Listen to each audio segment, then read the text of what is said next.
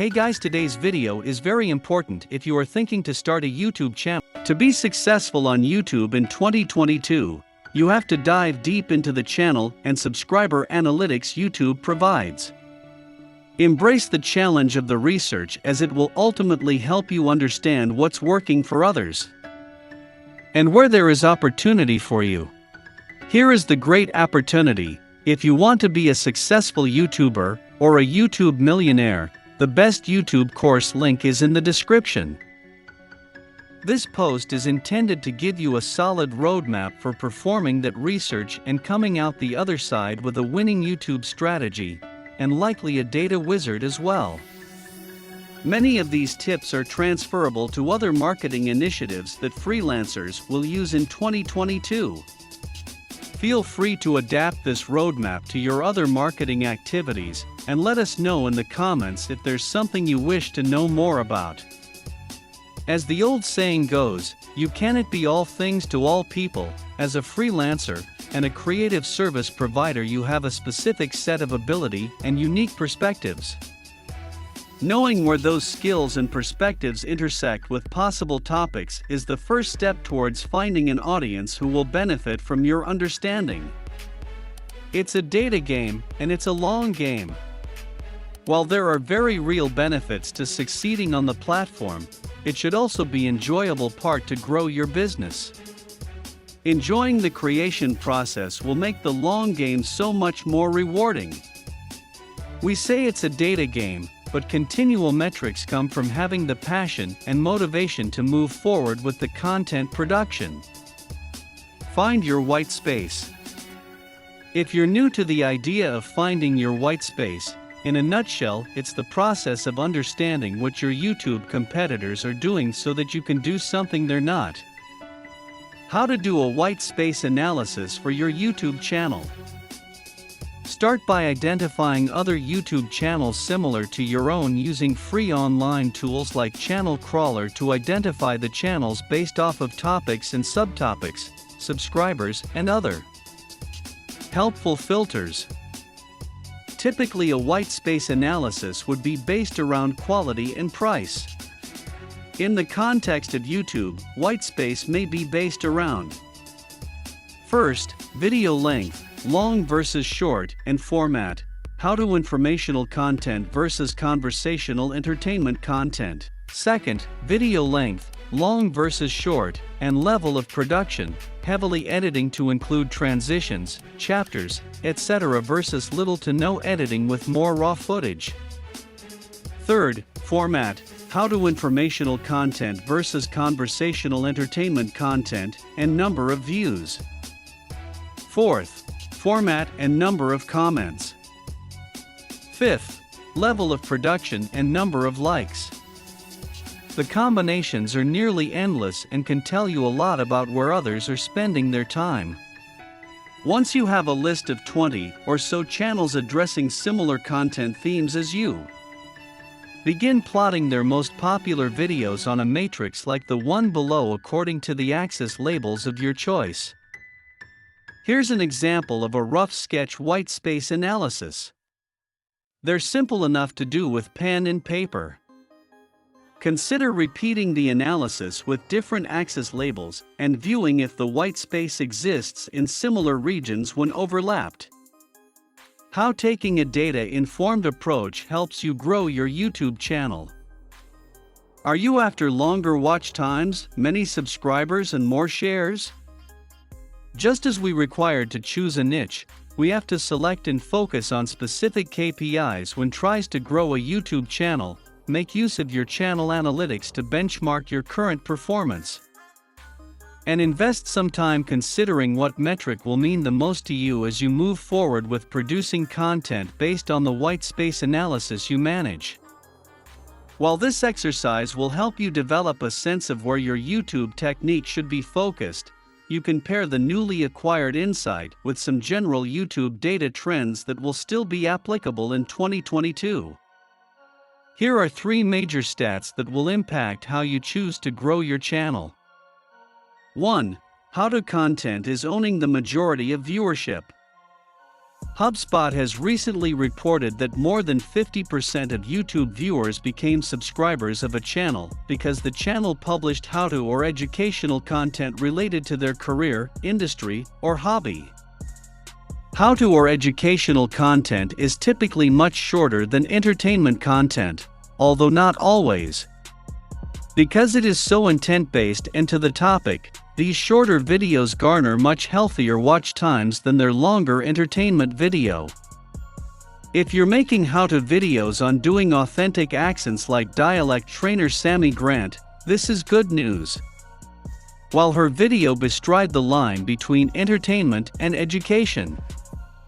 It's owning its niche and not competing with the hours of Minecraft footage that owns a great portion of the long-form entertainment content currently trending.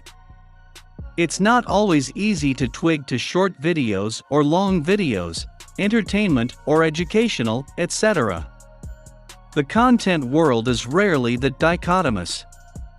So keep in mind that your YouTube growth master plan should remain flexible and fluid too.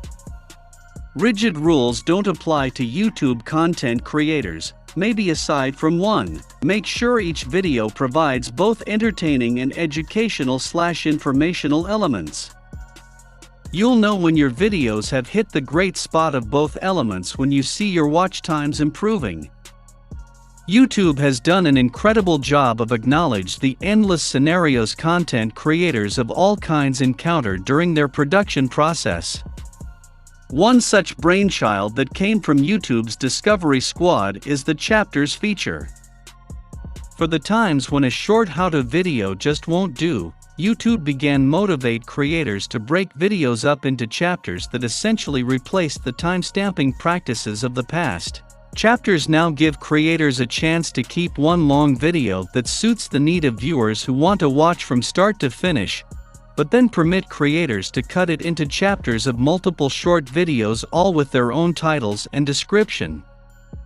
This feature is great news for your audiences, too.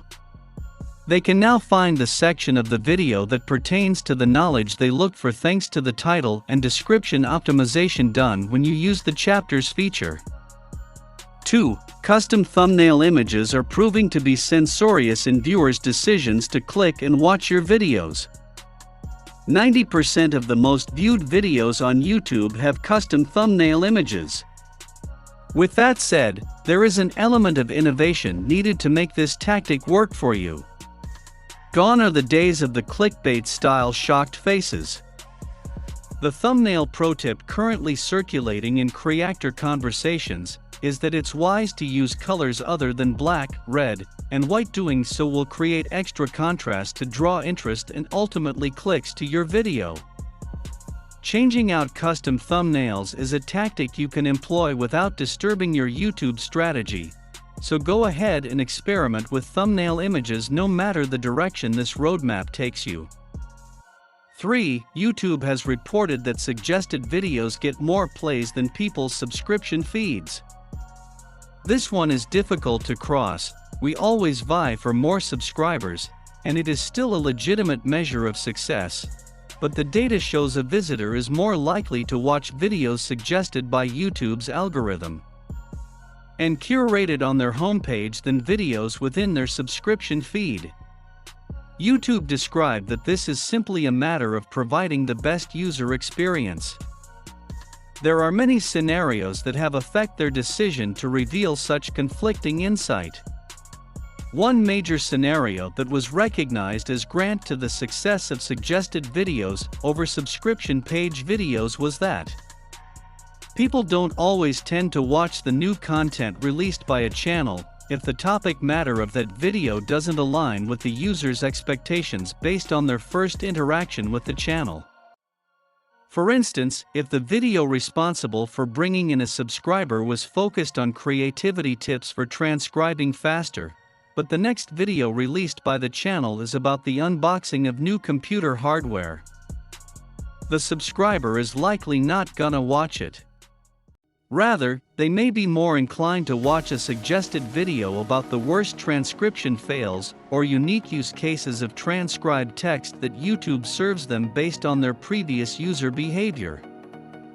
This is all to say that focusing on the topic selection and quality of your video is more likely to result in channel growth than trying to gain subscribers. Knowing what content viewers find interesting is a whack-a-mole game that takes time and curiosity, and of course creativity. Beyond YouTube channel analytics, there are free or answerable priced tools like vidIQ that make the growing pains of sussing out good topics more manageable. Once you've done your research, perform it again every few months to keep a pulse on the effectiveness of your strategy. If you can, try continuing with the strategy for a while before shifting gears to something up to date. That's where the long game point of view comes into play. YouTube coach Roberto Blake has a 100 video rule. Create 100 videos before deciding if it's working or not. Leverage other platforms to grow your YouTube channel. In the age of digital marketing, freelancers of all kinds have ways to the same toolkits as the global mega brands do.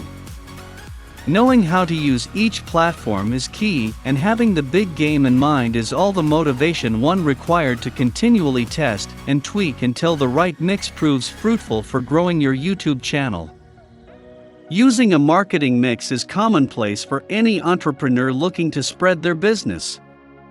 Digital marketing is offering more marketing strategies than ever before.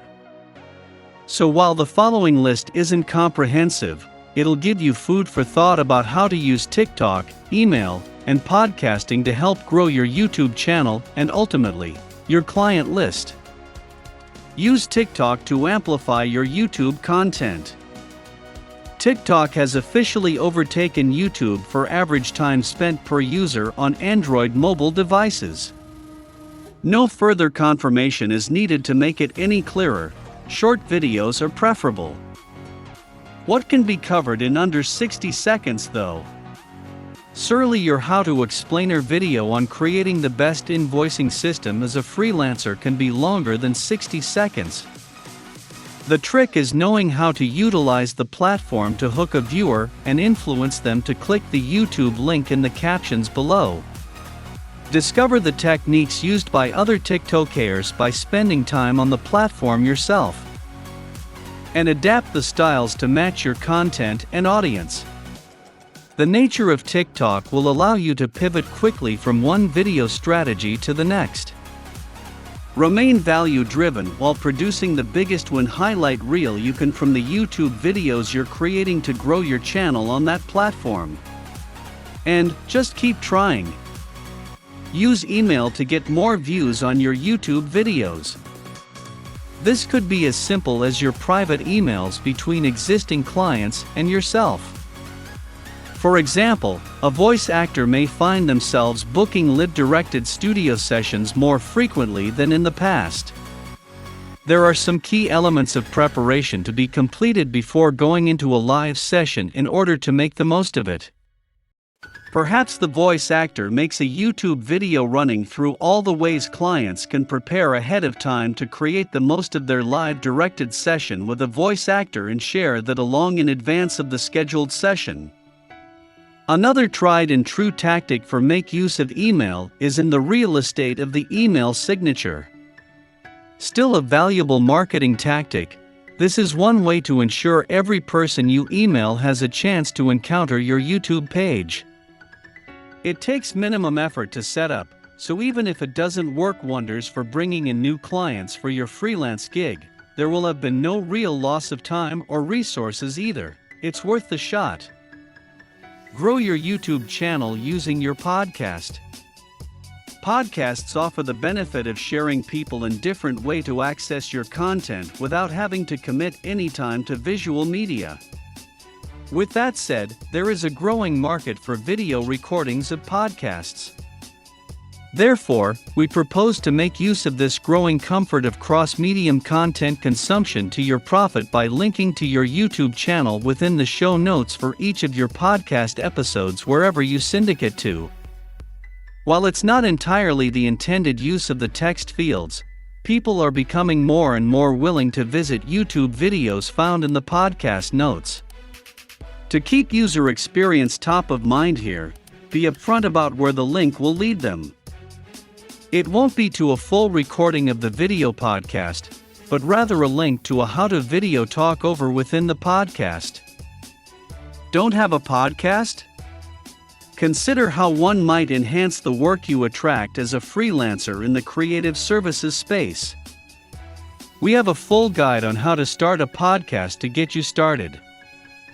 As mentioned above, many of these strategies are transferable. Everything here could be used to help grow your podcast too. Make the most of your niche. If you've had to have a discussion about something more than 3 times with clients, it's worth making a video about. If you've asked yourself the very matching question multiple times, it's worth making a video about. If you know it'll make someone's life easier, better, or more enjoyable, it's worth making a video about. Getting bigger in the viewership of your videos lies in understanding what you're good at, and balancing that with staying curious about YouTube's constantly changing algorithm and optimization practices. Have you had success with YouTube using another strategy? Tell us about it in the comments. And subscribe KnowLites for more videos. See you in the next video.